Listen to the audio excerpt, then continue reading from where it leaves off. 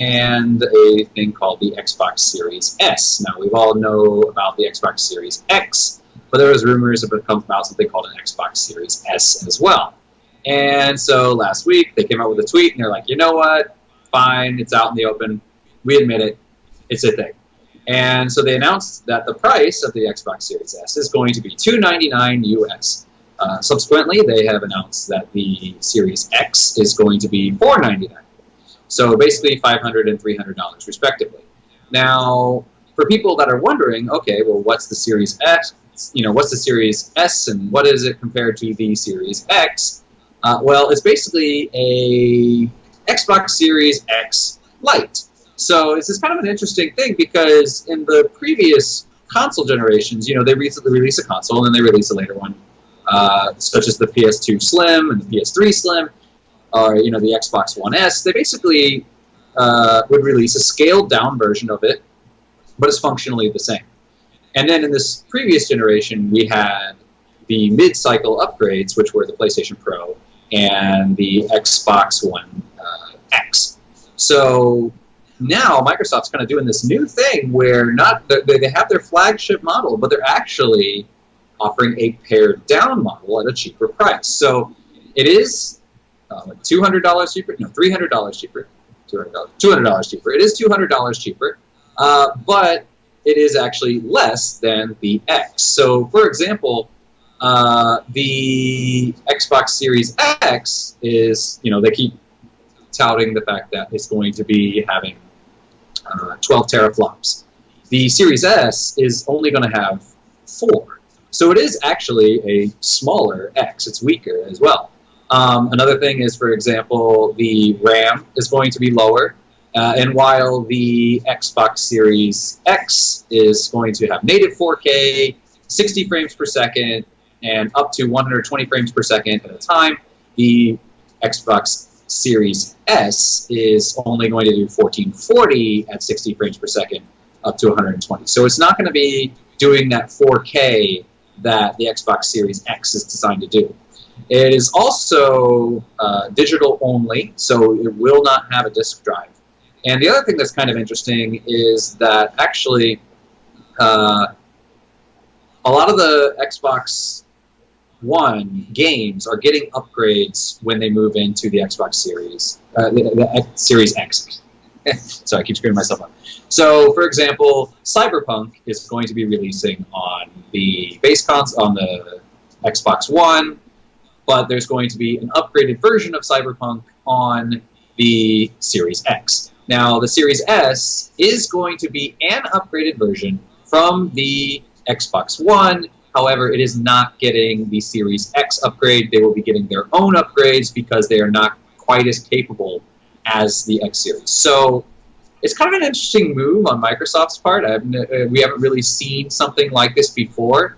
Now, a lot of people have talked about how Microsoft seems to be moving more into games as a service and less of a console manufacturer. So I guess in a way they're kind of moving like Sega did, where they used to make consoles, and now they're like, well, we're moving into just creating games. We're just going to be a studio. But in this case, they're doing games as a service with the Game Pass and that sort of thing, cloud-based gaming. So they seem to be moving away from that kind of model. And where people are saying, if you're thinking right now that the Series S, well, why is it weaker? Why would they release a weaker system? I think in their minds, they're thinking, this is actually a good idea because as games move into streaming, that Stadia kind of thing where you can do true 4K gaming, the Xbox Series S doesn't need to be powerful. It just needs to be able to stream. And then all that power can be on the other end of that streaming, so then they're streaming it too.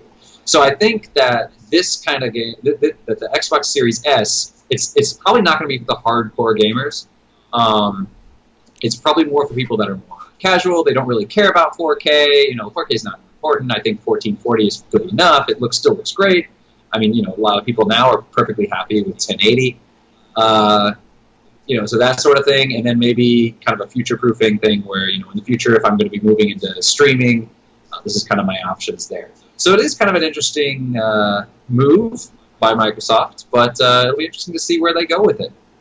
My other piece of news is that tomorrow there is going to be a PlayStation event. So hopefully we'll be getting the price on the new PS5.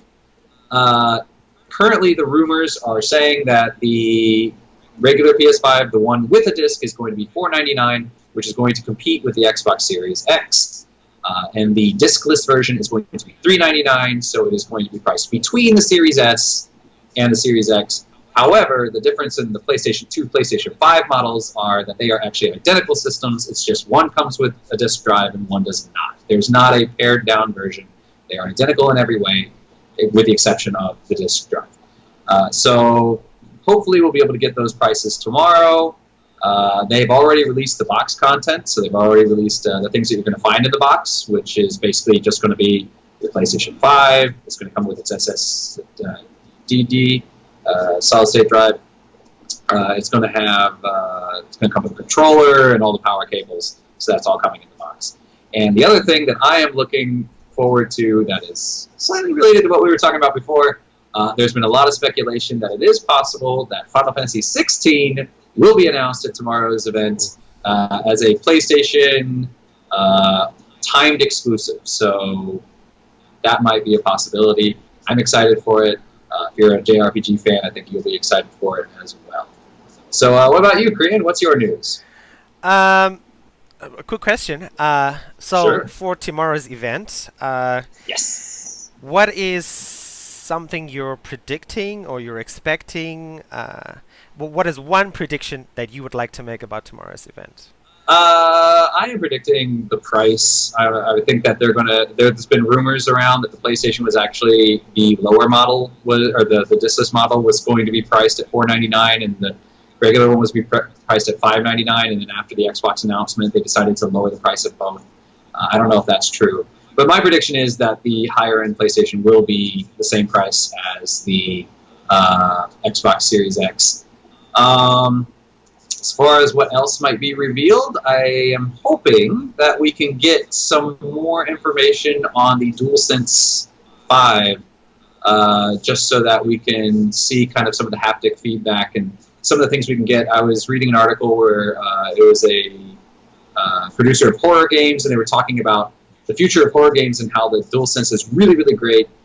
Because they were talking about something like, the way it jiggles, it feels like maybe there's a tingle in your right hand, so it feels like a spider crawling up your hand. Or there was another game, I can't remember what it's called. It's not Returnal, but it's another game. And they were talking about how they have a feature in this game that your guns can jam, and when they do, the trigger will lock to the point where you can actually not pull the trigger anymore. So, giving that kind of realism, we've never seen that kind of feature in a game before, and it possibly because it would have felt awkward to be pulling this trigger and the gun's just not firing. You would think that's a glitch. Well, now you can physically feel something's wrong, and then tell your character to fix it or whatever. So I'm hoping to see more on this, the DualSense there, and also I can't remember the name of it. There was a game. It's made by Square Enix. Using the same engine as Final Fantasy 15, they revealed it on their last reveal when they were revealing all their games. I'm looking forward to that one. Can't remember what it is, but I remember it has something to do with summoning magic or something like that. So hopefully we'll get more information on some games because it looks like I said, Microsoft's model seems to be moving towards a games as a service model. PlayStation seems to really be battering down the hatches on this, exclusives, and really gameplay, because Xbox obviously is moving all their games over to PC. So I'm really hoping to see some new game footage and see what we're going to have. Okay, thank you. So I was actually going to talk about something totally different, but after Adam talked about the Xbox Series X, I just saw some news when I woke up this morning. So Microsoft xCloud is launching tomorrow at the same time as PlayStation's event.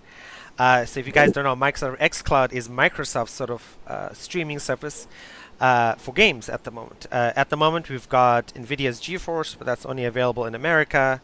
Microsoft's xCloud is available worldwide starting tomorrow for $15 a month. You have a catalog of 150 games, and you can stream them to your Android cell phone. You unfortunately cannot still stream them to the iPad, which would be great for me because I have an iPad Pro, which, if you don't know, is a 12-inch, 12.9-inch iPad, which would be great for playing some games and streaming them. But Apple, that was also, I guess, another part of the news. Apple changed their news recently regarding game streaming services. So, in the future, Apple told Stadia, told Microsoft, we will allow your streaming service on our platform, but each game has to be individually submitted for streaming.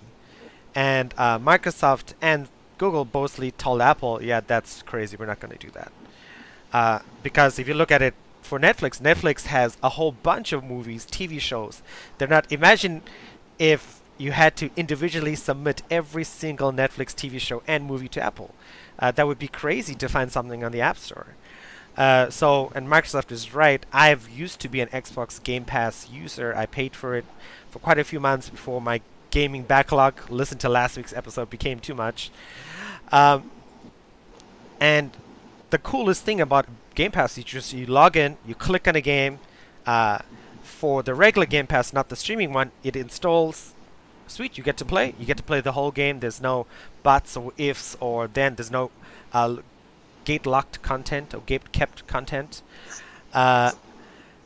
It's really, really cool. And so xCloud tomorrow, I don't know if I'll play stuff on my phone, but it's something I might consider at some point, depending on the catalog, if they increase the catalog. I mean, Netflix has probably hundreds, maybe not hundreds, maybe tens of thousands of movies and TV shows. If they get up there, I mean, that'd be something I would definitely consider, is just going into streaming. I mean, that goes back to also last week's topic of paying, $500 for a graphics card when you can just pay $15 a month and play all the games you want on all your devices without having to spend money on the hardware. So I'm looking forward to seeing what Microsoft does tomorrow, how expansive it is, what's the reviews of the service. If you're interested